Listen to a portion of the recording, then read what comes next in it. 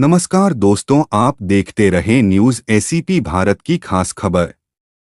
खंडवा मध्य प्रदेश के किल्लोद ब्लॉक से पंचकोशी यात्रा में राइजिंग पावर गुरु राजेंद्र चड्ढा, रामू देवड़ा, रामनिवास मंडले, शेर सिंह तोमर, मेहताब सिंह वसले यात्रा में शामिल रहे। यात्रा सीहोर जिले से परिक्रमा लगाते हुए नर्मदापुरम पहुंचेगी। न्यूज एसीपी भारत के साथ शाहिद शाह की खास खबर।